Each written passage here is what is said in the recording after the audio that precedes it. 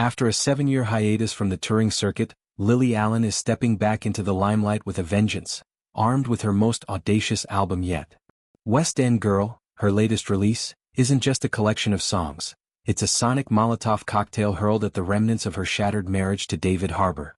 The record's unflinching exploration of infidelity, open relationships, and emotional devastation has catapulted Allen back into the cultural conversation, transforming personal vendetta into universal anthem. Now, with a UK theatre tour announced for March 2026, the 40-year-old singer-songwriter is poised to perform these raw confessions live, blending hits from her storied catalogue with the fresh wounds of her breakup opus. It's a homecoming laced with defiance, a declaration that Allen refuses to be silenced by scandal. The tour itinerary reads like a victory lap through Britain's beating heart, kicking off in Glasgow's SEC Armadillo on March 5th, then weaving south to Liverpool's Philharmonic Hall on March 7th, Newcastle City Hall on March 9th, Bristol's Beacon on March 12th, and Cardiff's St. David's Hall on March 14th.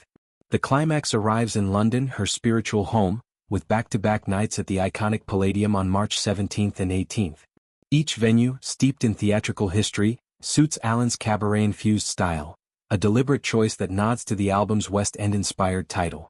Tickets, expected to sell out in hours, promise intimate encounters where fans can witness Allen dissect her soul under spotlights. Madeline, the track that has dominated playlists and podcasts alike, will undoubtedly anchor the setlist, its blistering lyrics serving as both exorcism and indictment. Allen's last full tour, supporting 2018's No Shame, was a gritty affair marked by vulnerability and acclaim. That album grappled with motherhood, sobriety, and relational strains, but nothing could prepare listeners for West End Girl's ferocity. Since then, her live appearances have been sporadic gems.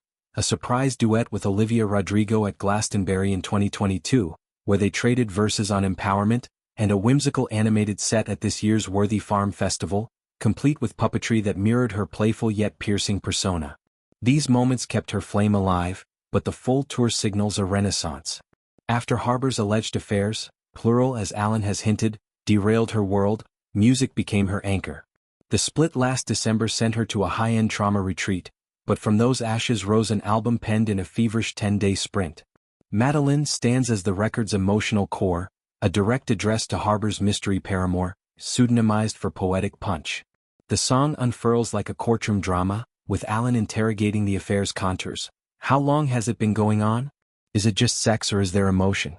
He told me it would stay in hotel rooms, never be out in the open. Distrust permeates every bar. Why would I trust anything that comes out of his mouth? I'm not convinced that he didn't F***ku in our house. The hook lays bare their arrangement. A consensual openness stipulating, be discreet and don't be blatant. There had to be payment / it had to be with strangers / but you're not a stranger, Madeline. It's a betrayal not just of vows but of agreed-upon rules, rendered in melodies that swing from sultry jazz to shattering rock. In a recent interview magazine Sit Down, Allen demystifies the album's intent, rejecting the Revenge Tour label with nuanced grace. It isn't. I mean, I wrote this record in 10 days in December and I feel very differently about the whole situation now, she explained, her tone evolved from rage to reflection. Breakups, she acknowledges, are always ing brutal, but the compulsion to document mid-turmoil is rare. That's what's fun about this record. It's viscerally like going through the motions. At the time, I was really trying to process things and that's great in terms of the album, but I don't feel confused or angry now. I don't need revenge. This maturation tempers the tour's edge, promising performances that honor the pain without wallowing in it. It's not a cruel album. I don't feel like I'm being mean. It was just the feelings I was processing at the time. The retreat that followed the split was no mere vacation. At £8,000 weekly, it was a fortress for rebuilding.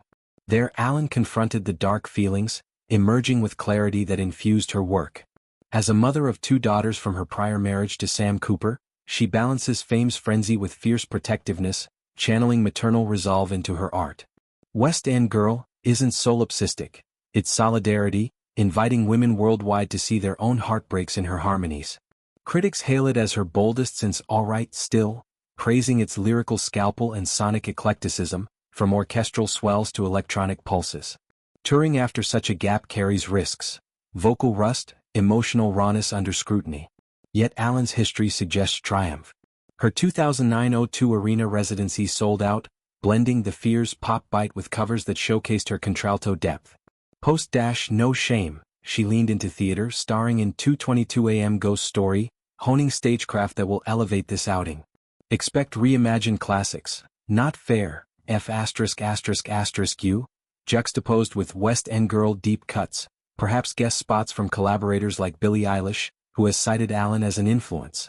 The Harbor shadow looms, but Allen hints at reconciliation's thaw. In the same interview, she musingly notes mending fences, prioritizing co-parenting their blended family over acrimony. This maturity enriches the tour, framing it as reclamation rather than retribution. Fans, from Swifties to indie diehards, anticipate cathartic sing-alongs, where Madeline's Venom becomes communal release.